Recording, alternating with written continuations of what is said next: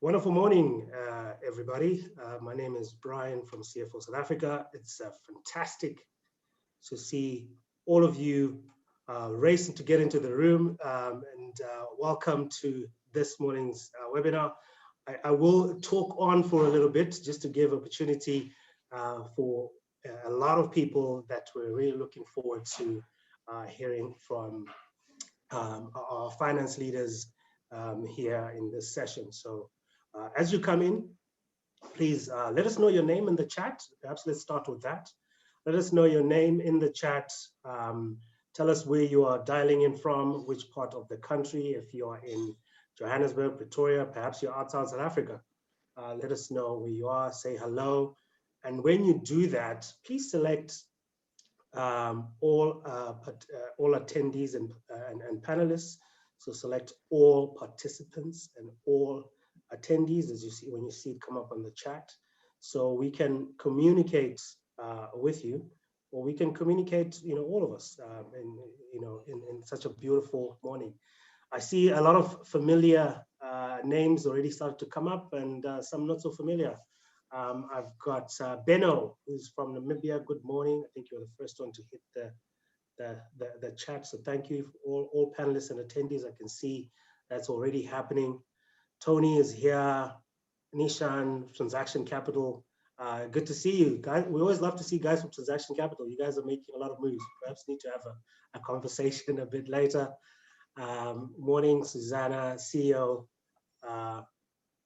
Great to have you all here.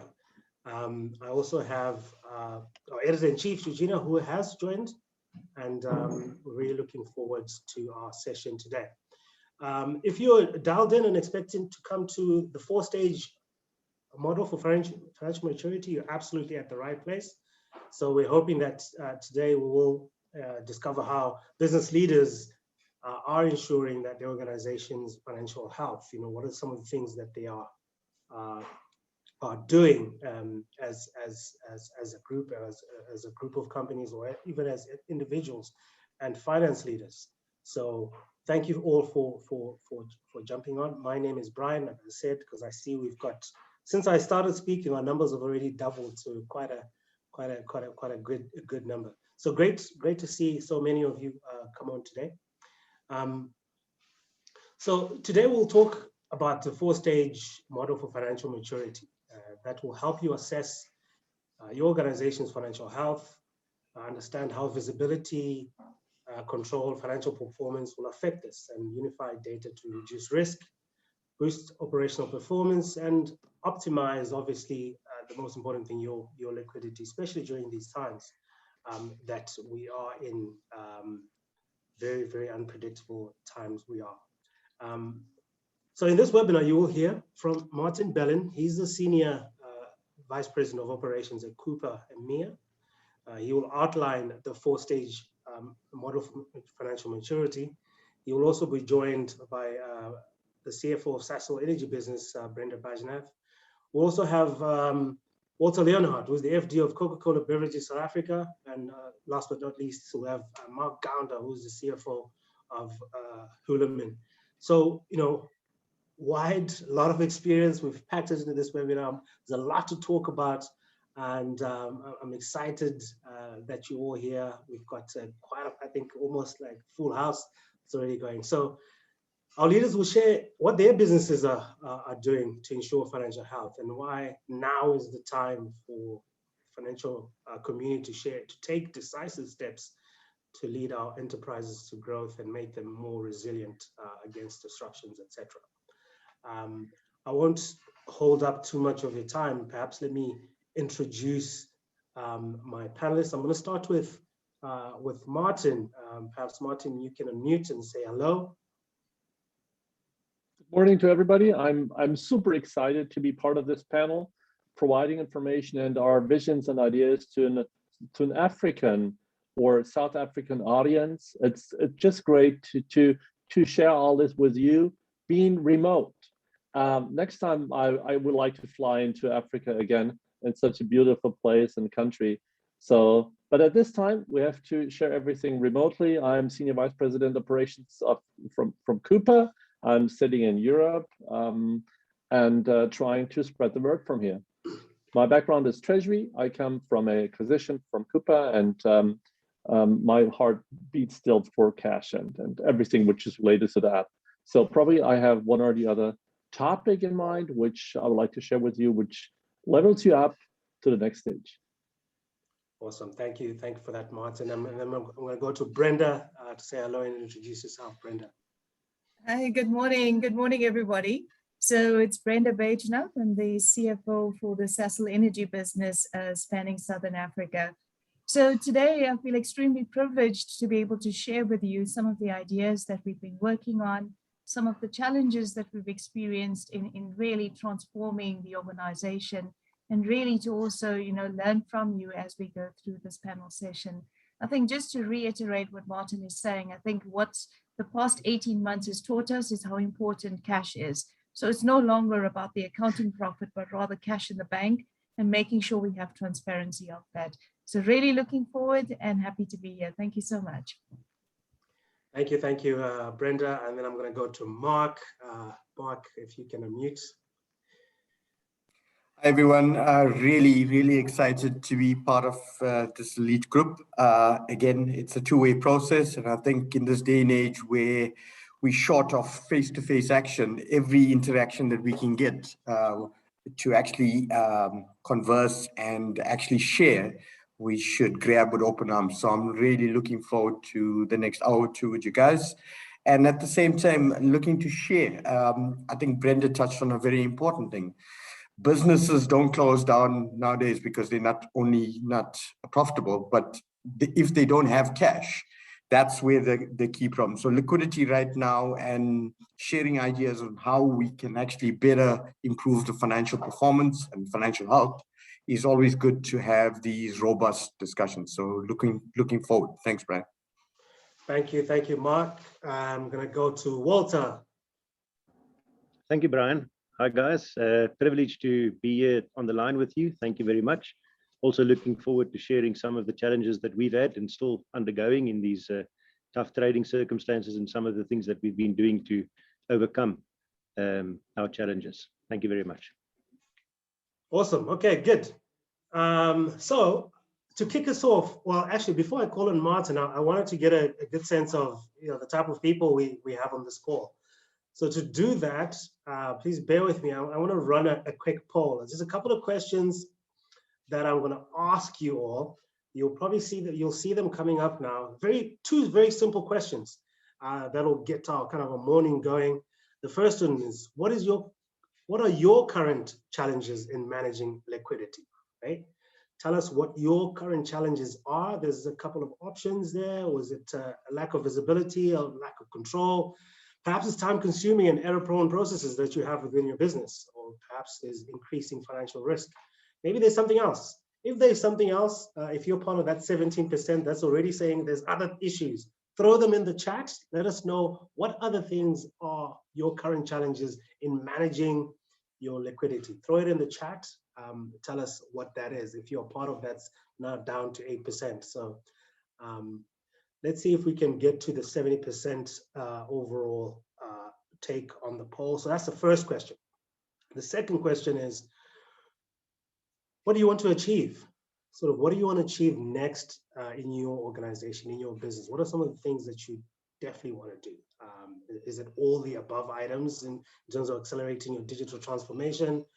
You want to reduce costs to boost your bottom line, harness the power of big data, demolish financial silos, and like I said, all of the above. Or maybe there's something else. And again, if there's something else, straight to the chat, throw it in there. Perhaps there's something else that we didn't kind of envisage when we did this poll. Throw it in there. Perhaps there could be something else. I see a few people may already be doing that. Put it in so we can know, have a good sense of where you are. So those are the two simple questions. We're currently sitting at about just under 55%. If I'd like to get it up to a bit more of you can participate, and it would be certainly a lot valuable. I'll give it a couple more seconds. two very simple questions. What do you want to achieve in your business? There are the options. And what are your current challenges? So as I see in question one, most of the people are saying there's increasing financial risk, right? So we're sitting at 40%. That's where a lot of the issues are, increasing financial risk. It'll be interesting if, we probably need to unpack what that means. It probably means different things for different people. And then the other one that's also coming up quite high in there is time-consuming, error-prone processes.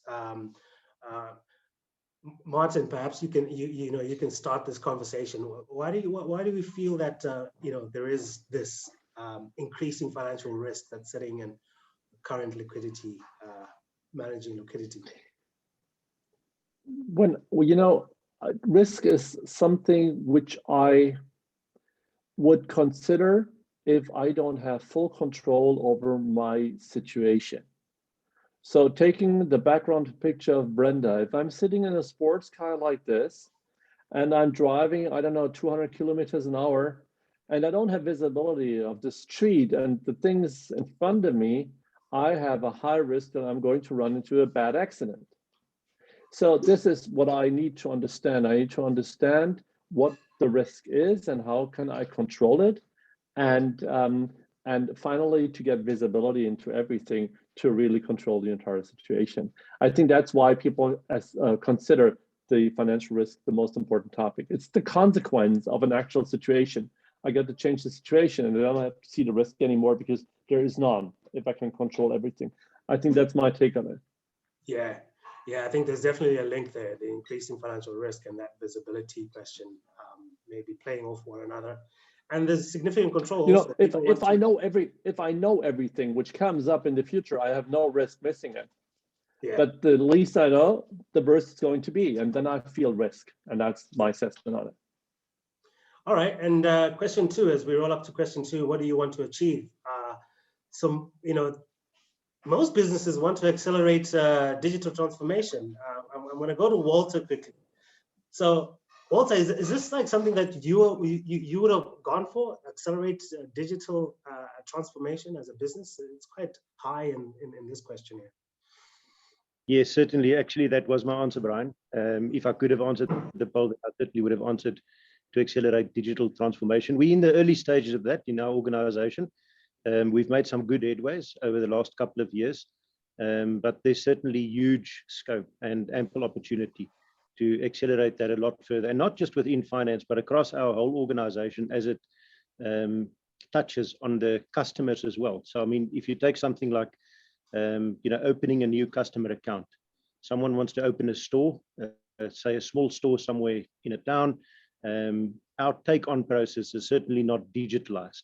And that's very important for us from a finance point of view in terms of controlling the accounts receivable and all of the debtors account and all of the master data that goes with that.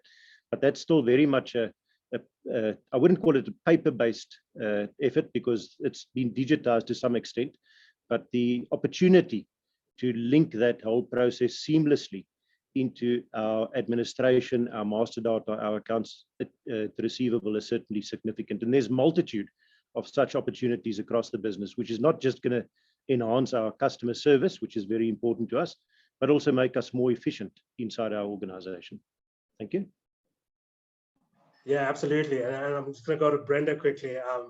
Brenda, so there's quite a lot of people that said all of the above. 33% are saying we want to accelerate digital, we want to reduce costs, we want to harness the power of big data, we want to demolish financial silos. Like, how do you pick? I mean, if you want to do all these things, is there a way you can say, listen, this is what I really need to focus on? Yeah, Brian, that's just an indicator of the environment that we find ourselves in today, right?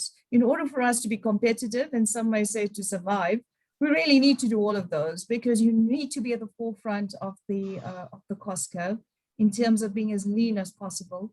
You need to be able to digitalize so you can bring speed to the front line and to be able to serve our customers in the most effective way. But really, my best advice at this point is almost just to take a step back and think of it almost as a journey. What are those quick wins that I have to deliver today that is going to actually enhance the organization and give the best experience to our customer? and then build the journey over time, but at least try to picture, and I often say to my own teams, what does the house on the hill look like? What does a Havana look like? And work backwards with a very clear roadmap, but understanding what is critical and what needs to be delivered today, and starting off and making that almost the point of departure. Yeah, awesome. Thank you for that. Mark, perhaps, if you can quickly chime in, at least with, there was quite a large number of people were talking about reducing costs. Is that something that you constantly want to stay on top of, at Hulamin? Yeah, I think, it's about being on top of the cost curve all the time in order to retain profitability. One can't just look at top line growth. One also has to self-reflect with regards to knowing your numbers, but more especially knowing the key drivers of your numbers. And a lot of people, I don't believe that you can save yourself to existence from cost cutting, but what you need to do is optimize your costs and to make sure, and you only can do that with true business insights.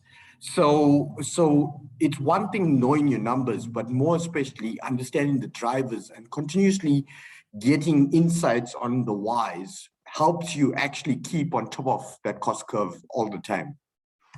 And that's what something that I'm driving very hard at Hulamin right now, is more of unpacking and basically converting raw data into clear-cut business insights on why the drivers have moved, so that we can anticipate and be more agile on costs. All right, awesome. Okay, good. So that's a good breakdown of our starter. This is just the start, guys. We're only in the beginning. To really start getting us into the foundation of today's session, I'm going to call upon Martin. Martin, I believe you have prepped something that you want to share with the audience to send us off on our way. Perhaps I can. Sure, I can. Give me a second to share my screen with you. 1, 0. Hopefully, we're not going to run into any technical difficulties. If we are not, then you should all be able to see now a slide called Future-Proof Your Financial Health. Is this correct? Can you confirm this? That is correct. Oh, great. So I did introduce myself already, so we can skip this one and just move on to the next, which is basically a starting point for me. When I considered this input, I considered the pandemic over the last 18 months, which we experienced, and I guess nobody really expected. So this disruptive change led to many conclusions and learnings, in my opinion. So for example, remote work, disconnected people, disconnected departments, or inappropriate workflows, call it paper-based or manual workflows, have just been some bits and pieces of the new work environment we needed to embrace. That's part of it. We have learned, I guess, that we need to be able to work from everywhere at any moment in time, a concept which drives me for many, many years already. What does that mean? We need every kind of information in a digitized and remotely accessible way. What we need is visibility, as I said before, concerning the risk management, visibility and transparency in our data sets.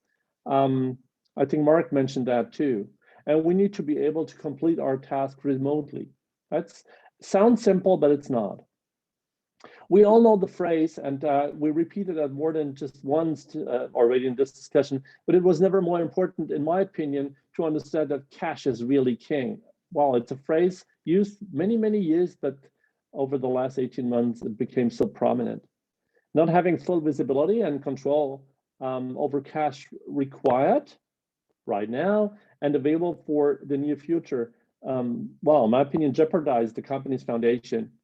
And here are some typical questions I came across recently.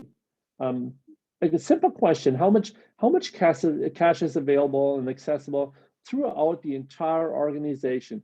A question which seems to be simple to ask, but very difficult to answer, at least in the companies I've seen. Can we still make payroll? A very fundamental one. Probably what projects can be paused and to maintain our liquidity. Or any funds I need to request from governments. Many governments provide cash provide help in this very difficult time, and which one I'd offer. When I have a distributed organization and subsidiaries all over the place, are there places where I can benefit from such offerings and support? How am I able to monitor my suppliers? When this ship in the Suez Channel was stuck, I think from that day on, our supply chains has been disrupted to a certain extent. Do I see what happens to my suppliers? Are they still able to support and serve me in my business? Or risk management, again, how do I manage any unexpected FX risks? And I think this really applies not just to Africa, but to many other countries, but in particular to Africa, because we have a currency which is under pressure. Or do I have my exposure at all under control? Can I tell exactly how much is on fire right now in my exposure? Well, we see that the way we have performed, and I think that's crystal clear, and managed our financial departments before the pandemic is definitely not suitable for the future anymore. And we have to be safe and organize it in a way which enables us to be resilient on any kind of disruptive changes in the future. Based on these findings and experience, we have developed what we call a four-stage model, which I would like to introduce to you. Effectively, this four-stage model enables you to assess your own organization to build eventually a smart and successful business within your field of responsibility. It's more about financial health. I think we had one of the comments in the chats talking about the human aspect in all this. Right now, I would like to focus more on the financial aspects and financial departments, but this is not everything. It's just a part, but an important part, and I think it's the main topic for today. So, having looked at the first stage, what does it tell us? Over the course of time, I personally, over the 20 years I was working in treasury and in the financial environment, I've seen far too many companies positioned in this initial stage. Whenever I was invited, it was the same story. Martin, can you please have a look at this process, at our situation? What can we improve? Manual processes, Excel spreadsheets all over the place, prone to errors, and manual work has been implemented. And you know, if there is no disruptive change, why changing such a system which seems to work and everybody feels comfortable with? However, the teams of operations are in these companies very siloed, and only too often we, being responsible CFOs, we are lacking visibility and control as a consequence of that situation. I just can tell if you feel still being here in this bucket, in this stage, now this webinar, this seminar is really call to action. You need a unified platform to digitize your processes from purchasing, from the very beginning, to settlement, the very end, and finally the payment. This platform is not a question if we need something like that. The question is, when can we start implementing it? And please go for a platform which enables you to adopt very fast and easy. Those kind of systems are available and at hand. So we don't have to start a huge project with years to run. It's just something you have to make sure you are going to start with right now, and you are going to see the results very soon. Let's move on to stage number one, which is called operationalized. That stage, if you are in this stage, what does it enable us? We tear down the silos between departments. We gain visibility around the transactional core for purchase orders, invoices, or all sorts of payments. So visibility is not the topic anymore. It brings similar visibility around suppliers in your supply chain. This is so important, became so important recently to understand what the suppliers are doing right now. And last but not least, bring in the banks, get them all connected to the one single platform to ensure security, like we've heard from Coca-Cola, and access to all bank accounts worldwide, and control and manage, and that's important, payment approvals in the most efficient way. You got to control this, and you can control this. But now that we have insights in every single transaction in this stage, for the past and the future, wow, liquidity and cash forecasting, which is such an important topic and has been so tedious, has never been that easy if I have created the right foundation. Let's move on to stage 2. Now the technology is available and implemented. Roll it out throughout the entire organization. Depending on your company and your background, you may have to operate subsidiaries in different places, and we can include them and bring them on one single platform to gain visibility, not just into our headquarters business, but worldwide. Implement a consistent framework and security around security and compliance. That's important.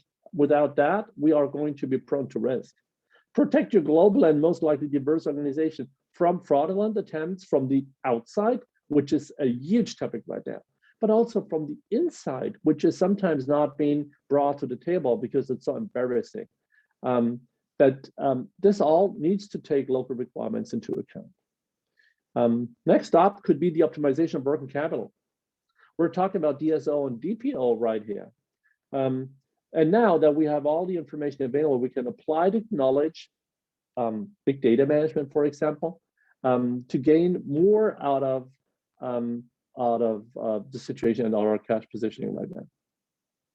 Stage 3, last stage, real-time data is available at your fingertips. Just imagine you have everything available whenever you need it, not just at the end of the month when you get the report, probably as a PDF. People interact and contribute most efficiently. We don't have silo thinking any longer. Now we have achieved a professional state, which allows me to be active, not reactive, but proactive, and ready to face any situation which may occur. Doesn't matter if these are supply chain or financial market disruptions or any other unexpected developments. We don't know what happens in the future. And I tell you, I have not seen anybody who knew that this pandemic is going to hit us so hard. Sourcing, contracting, risk management, and finally payment processing is under control, including your suppliers and customers, with any financial interaction with them and the risk associated. So risk comes at the consequence. So what's the conclusion? If we use the experience from the last year to improve our organizations now, we can make this the starting point for a solid future and a solid foundation. A future where we are protected from harm and perfectly positioned with our financial departments supporting the company's success. I believe better than ever, if we're not just listening and lean back and say, wow, that's a great model. You got to start right now. We got to act now. And then we're going to get where we need to be in the stage number 3. So that's it from my point of view. Back to the studio.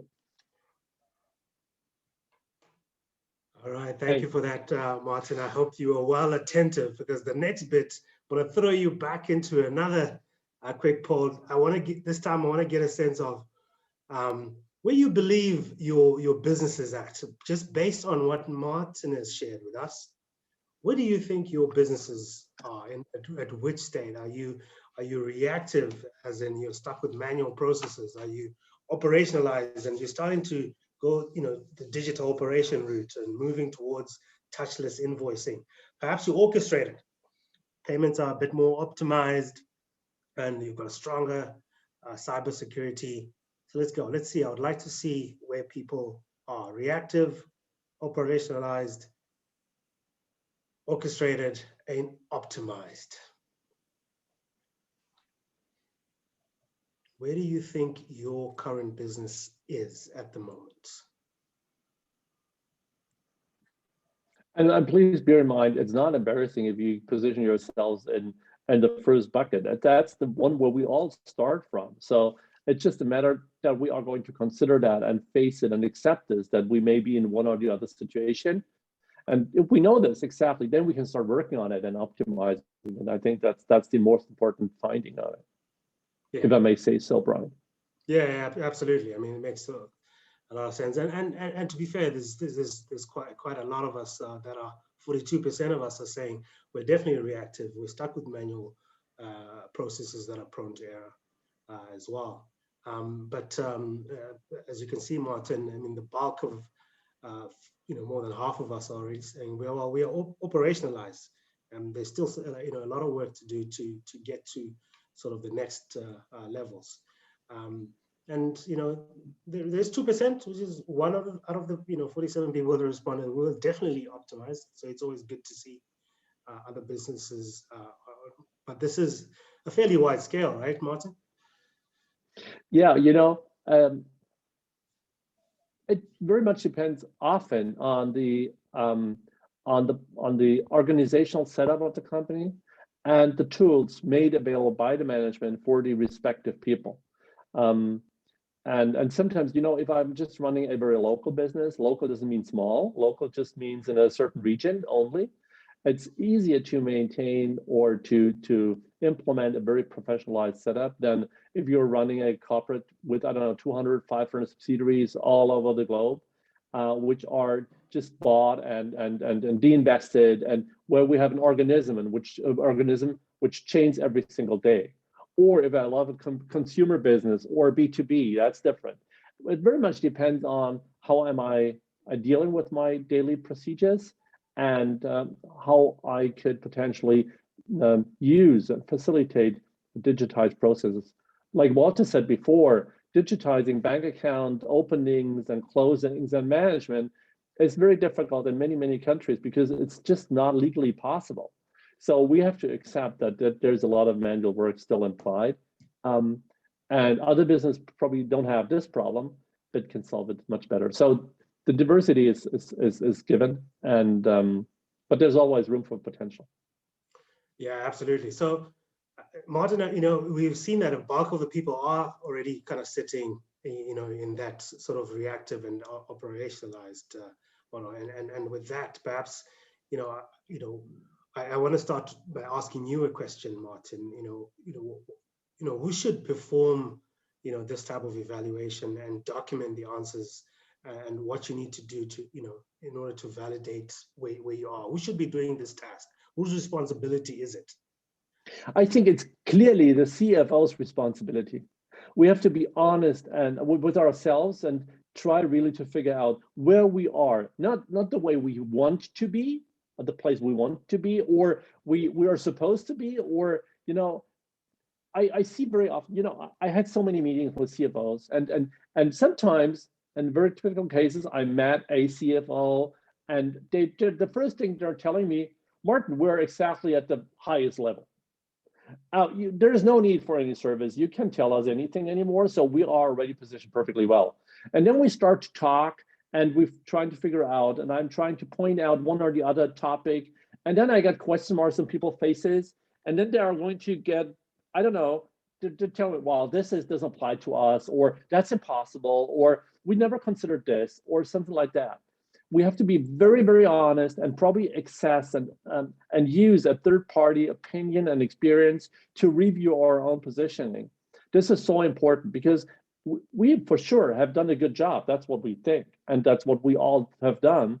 But probably we have missed one or the other point because we just didn't know. We just didn't consider that. For example, I think it was Mark who said, well, cash is so important. Most of the companies are not going to hit the wall because they're running out of profitability, but they're running out of cash. But most of the CSOs I met are accountants, so they don't mind cash too much. So it's not in the midst of their task and view. And then they're running into a situation where they are in trouble, but they never focused on cash because it had never appeared to be important. So these are the things I'm seeing far too often. So my recommendation is have somebody from the outside have a look at the potentials in your company. And probably there's one or the other point which are really valid and helping you to improve and move from one step to the next without knowing before. Brian, you're off camera. Are you still there? Yeah, I am very much here myself, right here. Yeah, good. So I want to go to Brenda quickly, and Brenda, you were listening quite attentively to Martin's presentation, assessing that financial maturity. How intentional are you as a business in understanding where you are in this? Is that something that happens on an ongoing basis? Yeah, thanks, Mark. And to Martin's point, I just want to support that effectively this transformation has to be driven by the CFO. Because if we look at the role of strategic CFOs, they're able to see the business end to end. They're also able to identify where there's money on the table and how do we then optimize on our processes as well. So for me, at least, this has to be a very intentional decision that one has to make about the financial transformation and how do we do it in stages. Now, when one starts to plan it, I think it's really, re-emphasizing again that you've got to know what is that point of departure and be open to yourself and willing to admit that some of our processes may not be ideal. Some of the capabilities that we have in the organization, we may be lacking. And therefore, if you're able to stand back and also bring in that outside view, holding up the mirror, you'd then be able to say, well, if this is my point of departure, what are those immediate things that I'm going to do? And some of the activities would need to be accelerated because they could unleash value a lot quicker. But you could also then see, some of your activities being delayed because you would actually get to them a bit later. So in looking at it from a Sasol perspective, this is something that we do on an ongoing basis. So what we've launched maybe 18 months ago is actually a continuous improvement program. And what we do through the continuous improvement program is we actually run benchmarks with peers that are similar to us in the South African environment, but we also bring in global peers as well. Now, because of the integrated value chain that we have, we also then further segmented the business. So for example, in mining, you would get mining peers. If we look at the midstream, you would get operational peers. And in the downstream, in terms of the fuel retail service station, you would get peers that you could compare, meaning BP, Shell, Total as examples. And in that way, on an ongoing basis, we're able to assess the financial maturity and how we actually then delivering against the market and expectations when we look at benchmarks. I think the other important factor is why we look at this on an ongoing basis is that we also track our break-even cost quite significantly. So when we look at maturity, we look at what is the break-even for our business. And I can tell you that 3 years ago, we were sitting at $45.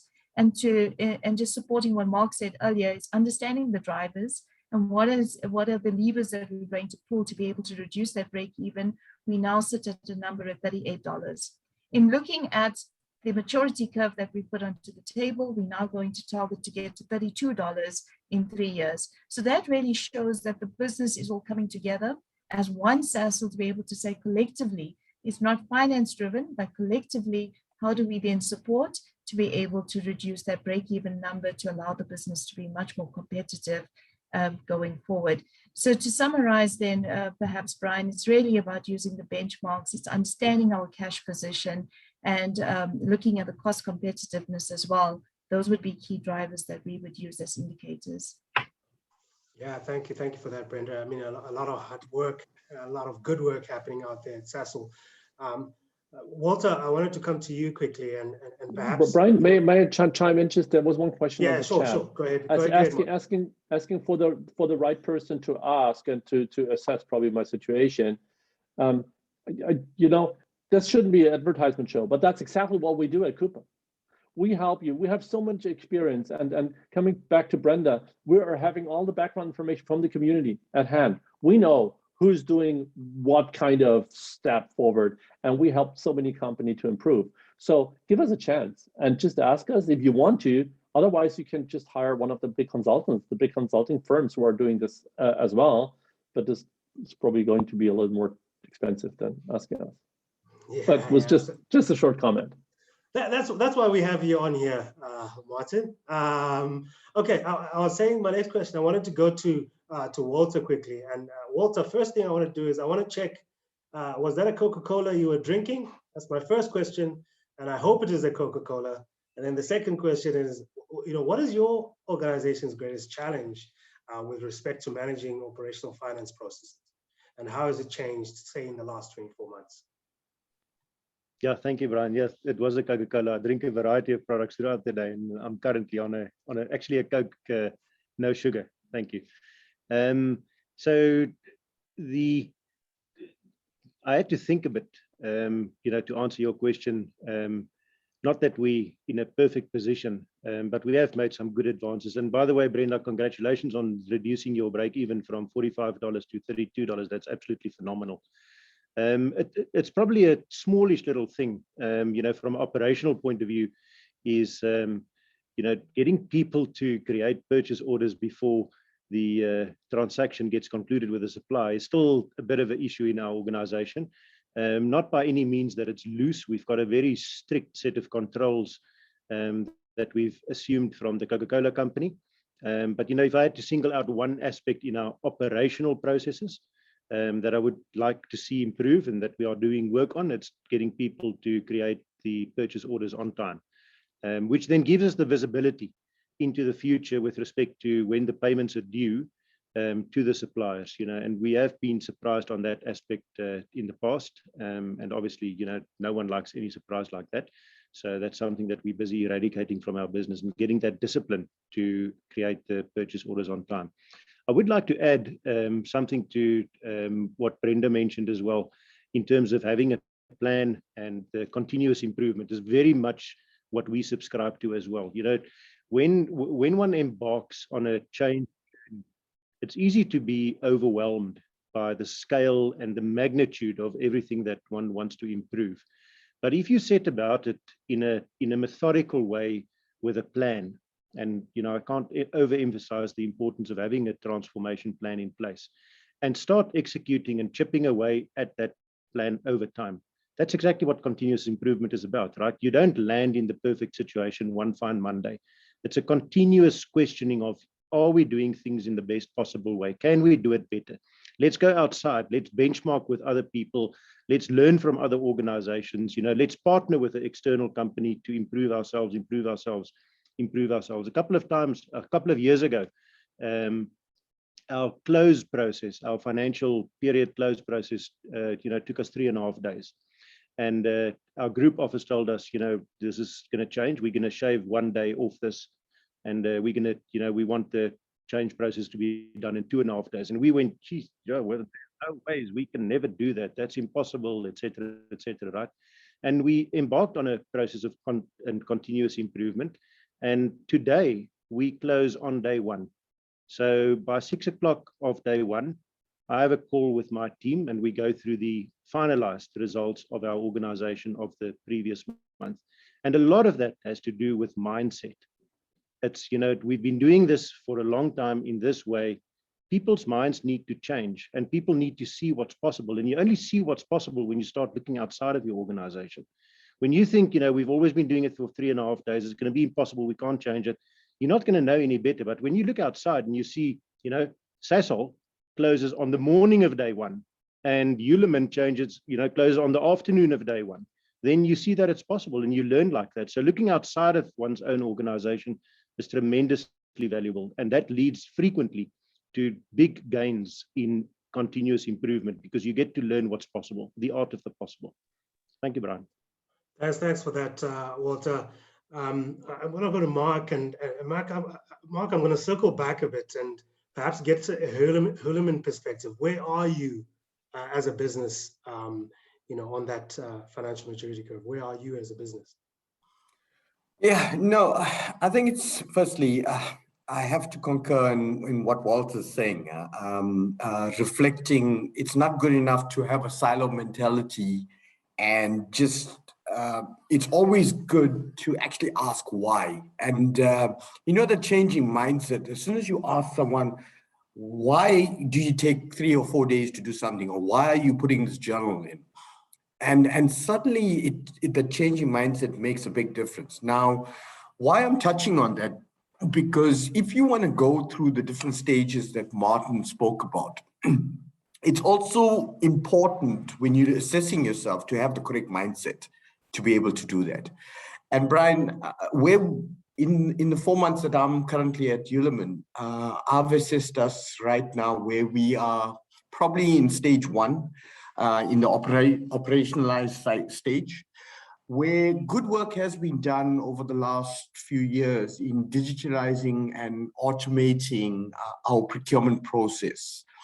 But now's the opportunity for us at Uliman to actually unify our digital processes and the various digital process. But a bigger hurdle for me is to actually break down the silo mentality and the thinking. By doing that, what it will allow me to do and allow Uliman to do is connect the dots of the different processes, thereby bringing the raw data or the numbers to life, and able to provide clear business insights accurately, timelessly, and actually meaningful, so that this is where we at Uliman can actually optimize our financial performance. And when I say financial performance, I'm not only talking about being ahead of the cost curve, but actually draw on managing our liquidity and process. And with us being, really speaking, a rolling margin mill entity, for us, focus on working capital is key, because we've got huge metal pricing that comes through from the raw material itself, gets tuned through our production processes, and thereby getting to the customer ultimately. And in order for us to not slow the mill down, should I say, or slow the mills down, we need to optimize our liquidity and to make sure that we've got ample working capital all the time to actually feed the machine, so that we can maximize on all the opportunities that we're seeing right now, especially with the driving commodities right now, and with us being aluminium. I mean, there's a huge demand. So currently stage one, but really speaking, a big drive with the finance community and the various business sectors actually to de-silo the business, and thereby create the flexibility and the agile nature that we need, actually, right? Thanks for that, Mark. I'm going to stay with you, because you mentioned some interesting things there, just on some of the things that you're doing as activities. But is it realistically possible to have just one source of truth for all things finance, right? You've got all these data sets across and a lot of actionable insights in one place, as the model suggests. But is this something that's realistic in your perspective? Yes, I think it is, and I think my fellow colleagues alluded to it already. It's a journey. It's a journey. I believe it is, but it's a journey. What we must be clear on is we must be very clear on understanding all the different systems, different business drivers. That understanding and creating the transparency and the de-silo thinking is key. By doing that and spending times on configuring our systems, and more especially our internal processes, because the numbers ultimately happen, but they happen by the internal processes and the different drivers from the business point of view. So to me, it's the dream is possible, but we have to spend time on not only focusing on configuring systems, but also focusing on change management from people, change management on internal processes. I think Walter hit the nail on the head also about always looking outside to see what we can learn from other people, not only within the organization itself. And then by doing that, we able to ensure data integrity. And by doing data integrity, the business insights itself will come from actually relying on valid information that's coming through. But you have to know your businesses and know your business processes. And the dream also of having all these insights in one place needs to be shared right from the top management right to the people. So mindset and driving the change has to be a key way in ensuring the dream is realized, really speaking, right? But yes, I believe it is possible. Yeah, it is a dream. You mentioned quite a lot about time and where you're spending your time, and I want to go to Walter quickly. And Walter, I'm going to ask you a time kind of based question. What are you currently spending your time on versus what do you think, where do you think you should be spending your time on? what are some of the things that you are doing? Yeah, thank you, Brian. I think all of us are spending time currently in these times on stuff that we used to spend less time on previously. The one thing that I would like to point out, which is a huge positive for me, is I'm spending a lot of more time on, well, not on, in conversations with people, and not just my direct reports, but team members across our whole organization. So one-on-one conversations, the frequency and the prevalence of that in Walter's little life, has picked up significantly, and that's something that I want to take out of this pandemic and continue to practice that in future. I find immense value in that. I'm also spending quite a lot of time on some reorganizational aspects within our company that we're busy with at the moment. We're busy with a big part of our transformation journey as we're partnering with outsourced service providers. So there's a big transfer that is actually being implemented on Monday. That has taken quite a lot of my time. And then to the second part of your question with respect to what would I like to spend more time on, I'll certainly like to spend more time on more top-line analysis and value-adding activities with respect to furthering our sales opportunities. I think finance can also always make a big contribution to the top line. We just need to partner more with our commercial and sales folk, and when we understand the environment that they're operating in, we're going to see where we can add value and how we can help with analysis and recommendations out of that. So that's an area that I would like to spend more time on in future. Thanks, Brian. Thanks for that. Brenda, coming back to you, I want to hear, where you're spending your time, on what kind of activities. Sasol is a fairly mature business in the South African landscape. So perhaps, attaching to that question is, at what level do you believe that Sasol is in terms of maturity, given that they're quite long in the tooth in the South African business? Yeah, Brian, that's so being a mature business has its advantages and disadvantages, because you then have an organization that is very stuck in their way with their current business processes, right? Because it's so far entrenched in the organization. So effectively, where we stand as a business, and just looking at the chart that was shared a bit earlier, we are somewhere in between reactive and actually now operationalizing the organization. And what has taken so long to be able to really move up the dial is really one around availability of capital and availability of cash. With any digital transformation and the automation of business processes, you are going to need capital that needs to be invested. And it's always been a trade-off to say, do I invest in growth projects that is going to increase volume? Or do I now start to digitalize our operations in order to bring efficiency? And what the past 18 months has shown us is that because we didn't have full visibility of how much of cash was actually available for this business across the integrated value chain, that was something that was actually holding us back from actually moving forward on our digital ambition. I think second to that is also around resources. And hopefully many of you would resonate when I say, if we ask our current people today to deliver on the current business priorities, and at the same time to be able to develop the business of tomorrow in terms of digitalization, automation, driving for a faster close, it almost becomes an impossible. So the key learning for us as we're moving along this maturity curve is to be able to have separate teams, a team that can actually focus on the business of today, but then an innovation team that is driving this digital transformation for us. So to that end, what we've done is actually created a separate transformation office that is sponsored then by the CFO and actually ensures that the KPIs are being delivered and that the full business is actually aligned to that, to the ambition that has been put on the table. So those are just some of the insights, Brian, that I thought would be good to share, in terms of where we are. But it is really a challenge in terms of getting the business to want to actually change. So therefore, when Walter spoke earlier around change management, the mindset change, it's an incredible component of a transformation journey. As another example, we've implemented robotics, and it was a change on its own to be able to trust that the robot can actually deliver on what it's been programmed to do. But second to that, it was actually saying to individuals, our team members, to now let go.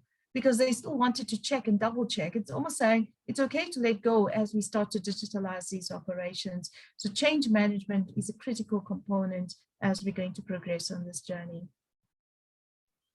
So, Brenda, I'm just curious to hear, at least if we bring it back to COVID, right? The COVID pandemic has proven that finance and procurement functions can deliver at speed, right? Because the changes, they've allowed us to accelerate and to do things right. But how can they also ensure that they're spending wisely, right? Even though we have to do this transformation, we have to do this change, adapting to an ever-changing environment. Martin was speaking about spending wisely. So what are some of the things that you need to do to ensure that even though you're embracing this, robotics, automation, how are you spending wisely? Yeah, that's a good question, Brian. So one of the things is around the visibility of data and really understanding what we're spending on. So making that data visible. The second is around strategic alignment. So understanding that every rand that we spend in the South African environment, is that rand actually going to be value creating, and what is the benefit that it's going to yield? But most importantly is about having the customer at the front of everything that we do. So when we spend wisely, it's to understand how do we actually impact on the customer. And this was also a mindset change that was required for both procurement as well as for finance, because the moment we stood back and we said, but who is the customer?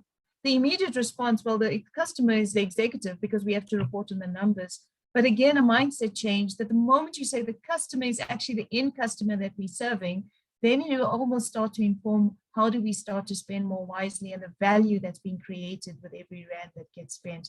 But it really comes down to, Brian, having the data being made visible, challenging the spend across both of these organizations, questioning, can we actually spend it differently? And are there other better ways in terms of partnering that we can still achieve the benefit that we're seeking to achieve? And perhaps the last component, just to share some ideas, is we currently have 13 SAP systems, which is an absolute nightmare.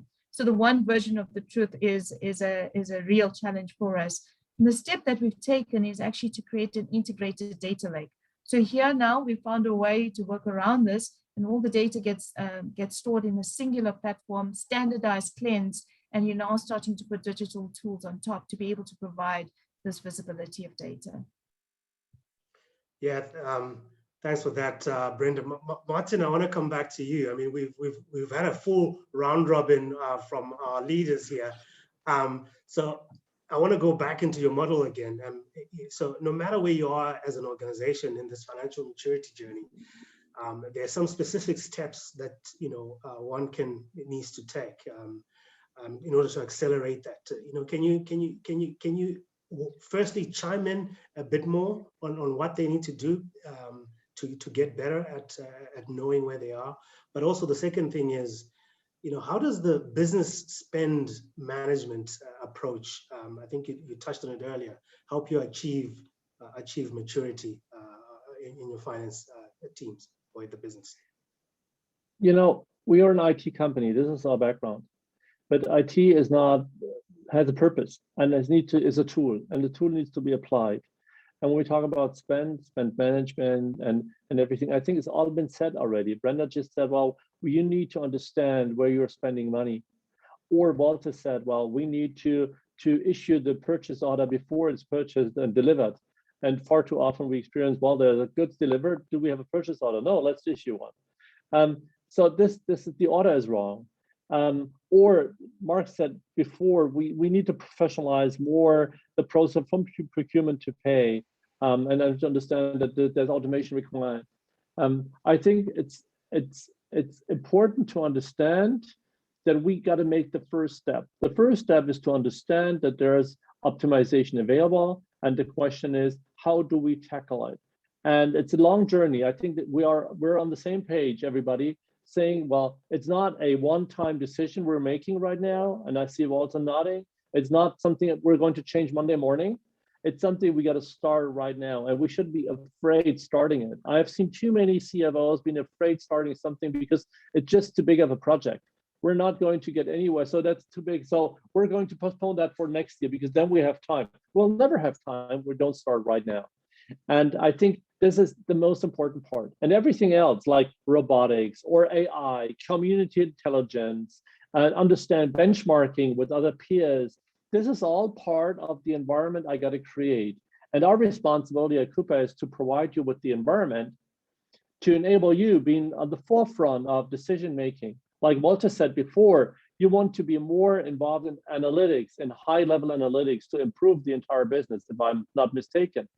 But you can only be on this level if you have made your homework and have built a solid foundation on spend management. And that means we're simple questions. We're issuing a purchase order, and then the process starts to purchase a good, to get the delivery, to compare the data set, to get the invoice, to compare the invoice with the original purchase, and then to get it settled with a supplier, which has been assessed and approved upfront, because we know this is the right account we're paying to, this is a solid account, this is a solid supplier, we have made certain experience, we're going to rate the experience, we're going to see how other people have experienced the same supplier, is this a good one, is this one we want to keep strategically or not? So these are all the data I have available to make the most important decisions I'm responsible as a CFO to make.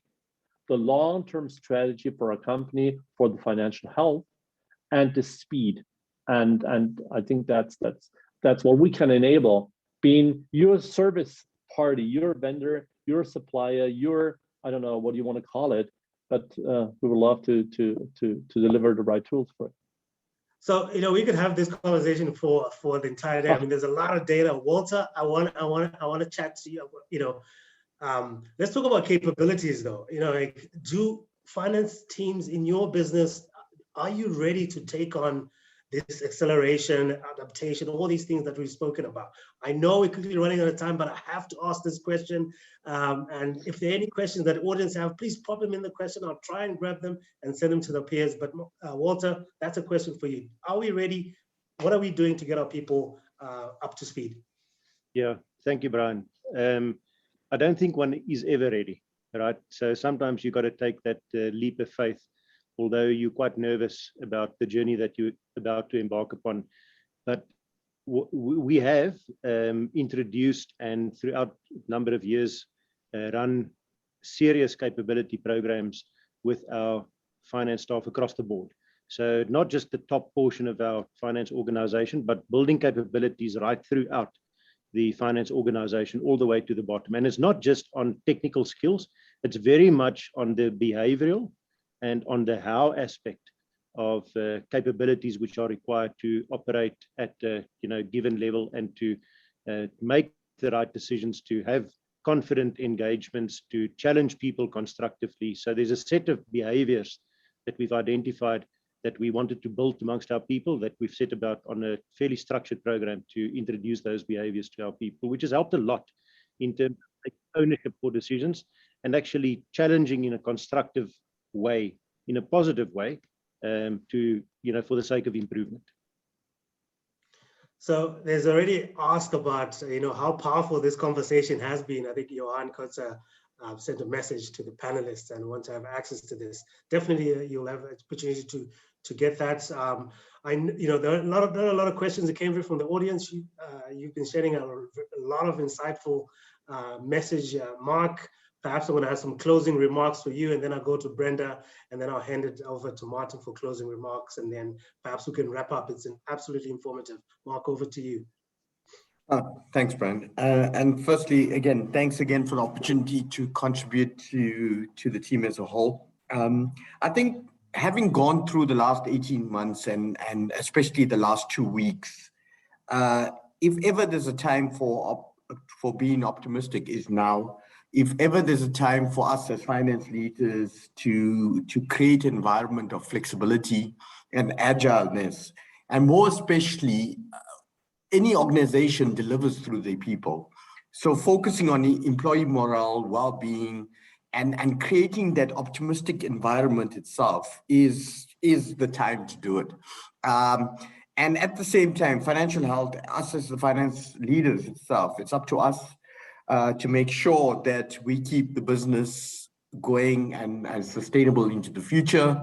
And over and above that, look for every ways and means to to look at bringing business insights and improving profitability and financial performance as a whole. And I think our discussions today and the different stages that Martin took us through, and also hearing from Brenda and Walter, has allowed us to gain more insights in the art of the possibility.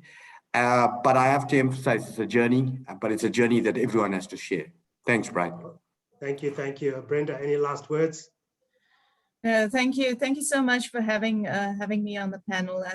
Just listening to my colleagues as well, there's just even more insights, which really talks to, how do we learn from each another and actually, drive together to improve our own processes. So Brian, I just thought the comment around, culture and people that was put into the chat box is an incredibly important component of this journey. Just changing processes or automating, is not going to actually move the dial. It's really through our people, through changing the mindsets, focusing on performance enablement.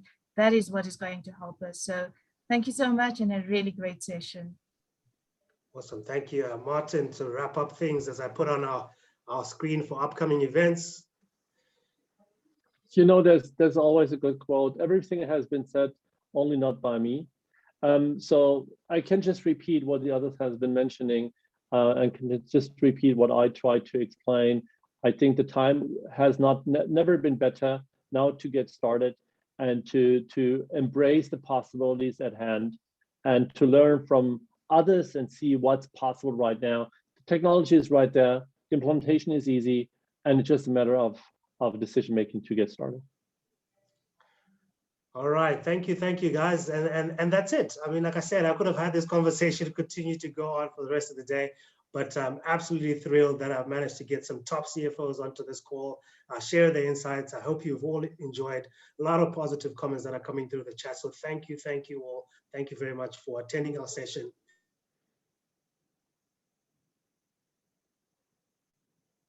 Now he's gone.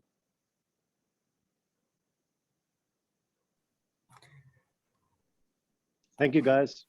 Thanks, guys. I think we have to close it. Okay, thank you very much, and talk to you soon. Bye. Cheers, guys. Bye.